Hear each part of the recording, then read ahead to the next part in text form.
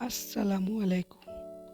ভাবুন তো, পৃথিবীর সবচেয়ে শক্তিশালী ও অত্যাচারী শাসকের স্ত্রী হয়েও একজন নারী আল্লাহর পথে অটল থাকলেন। স্বামীর রাজত্ব, ধন সম্পদ, প্রাসাদের বিলাসিতা সব কিছু ছেড়ে তিনি বেছে নিলেন আল্লাহর সন্তুষ্টি। তিনি হলেন বিবি আসিয়া আলাইহিসসালাম, যাকে আল্লাহ কুরআনে মুমিনদের জন্য আদর্শ হিসাবে উল্লেখ করেছেন। হ্যাঁ, আজ আমরা জানব তার হৃদয়স্পর্শী কাহিনী, যা প্রত্যেক মুসলিমের জন্য শিক্ষা।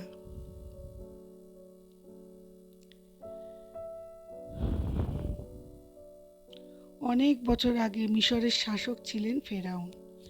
সে নিজেকে মানুষদের রব বলে দাবি করত। বনী ইসরায়েলের ওপর সে ভয়াবহ অত্যাচার চালাতো এবং নবজাতক ছেলে শিশুদের হত্যা করত। ঠিক সেই সময় জন্ম নেন আল্লাহর নবী মুসা আলাইহিসসালাম। আল্লাহর নির্দেশে মুসা আলাইহিসসালামের মা তাকে একটি বাক্সে রেখে নীল নদে ভাসিয়ে দেন। আল্লাহর ইচ্ছায় সেই বাক্স ভেসে সরাসরি ফেরাউনের প্রাসাদে। যখন বাক্সটি খোলা হলো, সবাই অবাক হয়ে দেখল ভেতরে একটি সুন্দর শিশু। শিশুটিকে দেখেই ফেরাউনের স্ত্রী আসিয়া আলাইহিসসালামের হৃদয়ে মায়া জেগে উঠল। তিনি ফেরাউনকে বললেন, এই শিশুটি আমার ও তোমার জন্য চোখের শীতলতা। একে হত্যা করো না, হয়তো সে আমাদের উপকারে আসবে, অথবা আমরা তাকে সন্তান হিসেবে গ্রহণ করব। সূরা আল কাসাস 28 নম্বর সূরা 9 নম্বর আয়াত। একইভাবে আল্লাহ মুসা আলাইহিস সালামকে রক্ষা করলেন। বছর কেটে গেল। মুসা আলাইহিস সালাম নবুয়ত লাভ করলেন এবং মানুষকে এক আল্লাহর ইবাদতের দিকে ডাকলেন।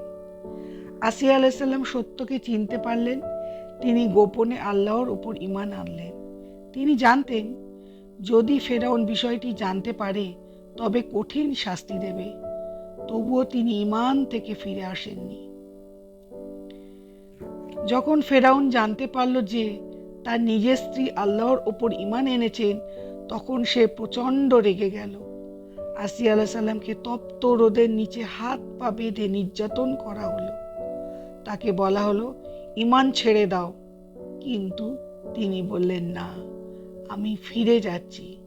বরং তিনি আরো দৃঢ়ভাবে আল্লাহর দিকে ফিরে গেলেন। অসহ্য কষ্টের মাঝেও তিনি দুনিয়ার কোনো প্রাসাদ চাননি।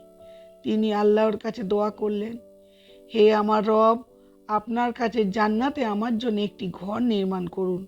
আমাকে ফেরাউন ও তার কাছ থেকে রক্ষা করুন এবং জালিম সম্প্রদায় থেকে মুক্তি দিন।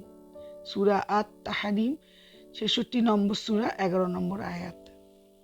আল্লাহ তার এই দোয়া কবুল করেন এবং তাকে জান্নাতের ঘর দেখিয়ে দেন।